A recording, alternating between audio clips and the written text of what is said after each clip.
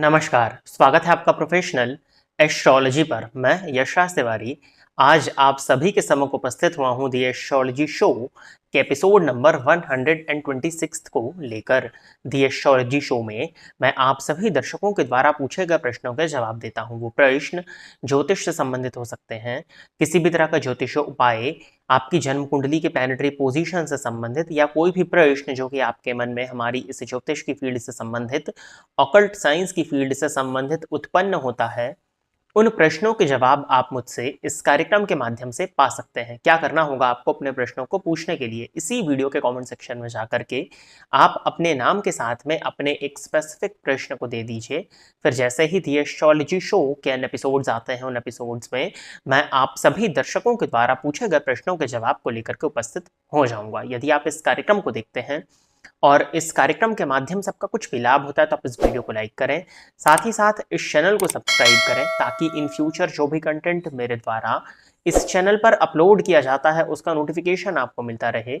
यदि इस कार्यक्रम के माध्यम से आपका कुछ भी लाभ होता है तो आप इस वीडियो को ज़्यादा से ज़्यादा लोगों के साथ में शेयर करें, ताकि और भी लोगों का लाभ हो और उसका माध्यम आप सभी दर्शक बने। यदि आप जानना चाहते हैं कि आपका ये वर्ष और आपका ये माह कैसा जाने वाला है, तो हमारे इस वीडियो के डिस्क्रिप्शन बॉक्स में आपको शुरुआत में ही 2 प्लेलिस्ट का लिंक देखने में मिलेगा। उन दोनों ही प्लेलिस्ट में जैसे ही आप जाएंगे, वहां पर आप अपने लग्न एवं अपने राशि के अनुसार अपने पूरे वर्ष का, अपने पूरे माह का और विभिन्न ग्रहों का राशि परिवर्तन प्रभाव का फल जान सकते हैं। साथ ही साथ क्या उपाय आपको करना चाहिए, जिन उपायों को करके आप अपने जीवन को और बेहतरीन बना सकें, इस विषय में भी चर्चा उन वीडियोस के अंत में की जा चुकी है। तो अवश्य ही इस कार्यक्रम को देखने के बाद में उन लिंक को चेक कर लीजिएगा। अब हम बिना विलंब किए अपने आज के इस कार्यक्रम की शुरुआत करते हैं। और आज के इस कार्यक्रम का जो पहला प्रश्न है, ये ममता देवी जी का है।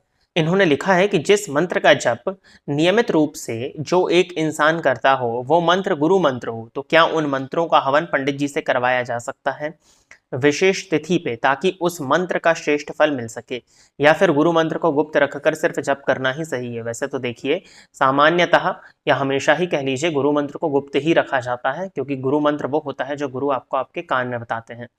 तो गुरु मंत्र को सदैव ही गुप्त रखना चाहिए। गुरु मंत्र का ढिंढोरा पीटना, गुरु मंत्र को तेज तेज जपना, या आपको जो गुरु से गुरु मंत्र मिला है उस गुरु मंत्र को लोगों को बताना बिल्कुल भी ठीक नहीं माना जाता है। रही बात हवन की, तो यदि आप गुरु मंत्र से हवन करना चाहते हैं तो आप पंडित के थ्रू तो फिर नहीं कर सकते हैं, आपको स्वयं ही करना पड़ेगा यदि आप करना चाहते हैं तो। लेकिन उसके भी पहले गुरु मंत्र का हवन करना चाहते हैं तो सबसे पहले आपको आपके गुरु की आज्ञा ले लेनी चाहिए, और इस हवन को गुरु की देखरेख में ही करना चाहिए, अन्यथा इसके दुष्परिणाम भी देखने में मिल सकते हैं। तो आप मुझसे पहले अपने गुरु से इस मंत्र के विषय में पूछें, तो आप मुझसे पहले अपने गुरु से इस विषय में पूछें तो वो ही ज़्यादा उचित होगा।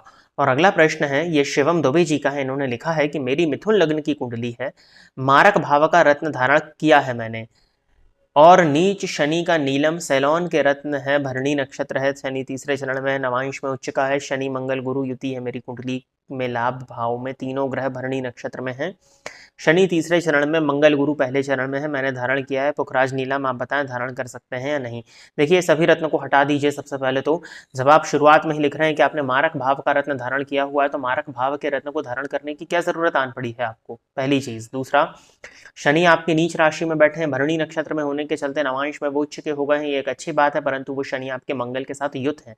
तो जब आप शनि के रत्न को धारण करेंगे तो कहीं ना कहीं विस्फोटक योग का प्रभाव भी आपको झेलना पड़ेगा, और उसके चलते स्वास्थ्य से संबंधित परेशानियां, रोड एक्सीडेंट, दुर्घटना इत्यादि की स्थिति, पैरों में चोट लग जाना, पैरों का काम न करना, इस तरह की स्थितियां भी बन सकती हैं। तो आप नीलम को हटा दीजिए। मूंगा पहना है तो वो भी हटा दीजिए। पुखराज की यदि बात करते हैं तो गुरु आपके लिए वैसे तो कोई कारक ग्रह नहीं होते हैं, सप्तमेश होकर के लाभ स्थान में बैठे हैं और लाभेश मंगल के साथ ही बैठे हुए हैं, परंतु शनि भी वहीं पर हैं, और मुझे लगता है कि पुखराज इत्यादि धारण करने की आवश्यकता आपको नहीं होनी चाहिए। आप मिथुन लग्न के हैं तो आप पन्ना या फिर ओपल पर विचार करें, इनकी पोजीशंस को देखें, एक बार जन्म कुंडली का अध्ययन कराएं, उसके बाद में रत्न की तरफ विचार करें। ये जितनी भी चीज़ें आपने पहनी हुई हैं इन सबको हटा दें, इन सबको हटाना ही आपके लिए हितकर होगा। आगे बढ़ते हैं। अगला प्रश्न जो है यह है हुनर सरगुन इन्होंने लिखा है कि गुरुजी 4 ग्रह केंद्र में हों, 2 ग्रह त्रिकोण में हों, क्या ये शुभ होगा? जी बिल्कुल, यदि केंद्र में 4 ग्रह बैठे हैं तो केंद्र को बल मिलेगा। त्रिकोण में ग्रहों का होना भी जन्म कुंडली को बल प्रदान करता है, तो केंद्र और त्रिकोण में ग्रहों का होना जन्म कुंडली के बलवान होने को प्रदर्शित करता है। परंतु यहाँ पर एक प्रश्न और उठता है कि जो ये 4 ग्रह और ये जो 2 ग्रह बैठे हैं, ये किन भावों के स्वामी हैं? यदि ये शुभ भावों के स्वामी हैं, यदि ये ग्रह आपकी जन्म कुंडली में कारक हैं, तब तो अच्छा है। परंतु यदि ये ग्रह अष्टमेश हो गए, षष्ठेश हो गए, तो कहीं ना कहीं अष्टमेश जन्म कुंडली के जिस भी भाव में जाकर के बैठेगा, उस भाव से संबंधित परेशानियां उत्पन्न करेगा, अनटिल और अनलेस वो लग्नेश का मित्र हो तो। इसलिए ये देखना होगा कि यदि ये जो ग्रह हैं 4 और यहाँ पर 2 6, यदि किसी त्रिक भाव के मालिक हैं, तो कहीं ना कहीं उनसे संबंधित, उस भाव से संबंधित जिस भाव में वो बैठे हैं, उनसे संबंधित परेशानियां देखने में साफ ही मिलेंगी। जैसे सप्तम स्थान में बैठे हैं तो दाम्पत्य में कलह हो सकती है, चतुर्थ स्थान में बैठे हैं तो माता के साथ में कलह, माता के साथ में दूरी, या माता के साथ में संबंधों की खराबी, या माता के स्वास्थ्य में परेशानी। चौथे भाव से हृदय का विचार किया जाता तो हृदयजन्य रोग इत्यादि आपको देखने में मिल सकते हैं। आगे बढ़ते हैं, अगला प्रश्न जो है लीगल लेंस। इन्होंने लिखा है तुला लग्न की कुंडली में वीनस 6th हाउस में मीन राशि में वक्री है सूर्य के साथ, नवांश में 11th हाउस में मकर राशि में है मर्क्यूरी, सैटर्न एंड मार्स, तो शुक्र बलवान है या कमजोर, विपरीत राजयोग फलित होगा और शुक्र का क्या फल होगा? विपरीत राजयोग फलित नहीं होगा, लग्नपति 6th स्थान में बैठे हैं। उच्च राशि में होने के कारण अवयोग मान्य तो नहीं होगा, परंतु उच्च राशि में बैठकर के वक्री हो गए हैं, फलतः ये नीच के समान फल दे रहे हैं, तो यहाँ पर अवयोग भी मान्य होगा। जातक को उसके जीवन काल में संघर्ष का सामना करना पड़ेगा। यदि धन की स्थिति किसी और ग्रह के माध्यम से बनती है तो उस धन का वो गलत व्यय करेगा, गलत भोग, अपने भोग की पूर्ति के लिए गलत मार्गों में वो अपने धन का व्यय करेगा, जिसके कारण उसको रोग देखने में अवश्य ही इस जीवन काल में मिलने वाला है। और विपरीत राजयोग तो क्या, ये खुद में ही व्यक्ति को उलझा देगा, जूझने पर बाध्य कर देगा, तो ये तो अच्छा नहीं है। शुक्र का फल बहुत अच्छा नहीं होगा, वैसे भी शुक्र का शनि के नवांश में जाना बहुत अच्छा नहीं माना जाता है, तो कहीं ना कहीं जो शुक्र से संबंधित सुख होते हैं उसमें कमी जातक को अवश्य ही देखने में मिल जाएगी। ये शुक्र बलवान नहीं है, इन शुक्र को पीड़ित माना जाएगा। आगे बढ़ते हैं, अगला प्रश्न भी इन्हीं का है कि कन्या लग्न में सूर्य मारक होते हैं, पर 11th हाउस में सूर्य मार्स और मर्क्यूरी के साथ है, सूर्य की दशा आने वाली है, तो कैसी होगी? सबसे पहले तो सूर्य को पूर्ण रूप से मारकत्व का दोष नहीं लगता है, सूर्य और चंद्रमा इन दोनों को ही। सूर्य को 12वें भाव के स्वामी होने का भी दोष नहीं लगेगा। कन्या लग्न में मेनली मारक प्लैनेट जो होते हैं वो मंगल बनते हैं, सूर्य नहीं, तो इसका मतलब ये भी नहीं है कि सूर्य यहाँ पर कारक हो जाएंगे, परंतु मार्केश कन्या लग्न की कुंडली में मंगल बनते हैं। अब सूर्य की महादशा आ रही है, सूर्य द्वादशेश होकर के लाभ स्थान में बैठे हुए हैं और अति विशिष्ट कारक होकर हुए बैठे हुए हैं। सबसे पहले तो लाभ स्थान में कन्या लग्न में देखा जाए तो कर्क राशि आती है, तो चंद्रमा की स्थिति को देखना होगा।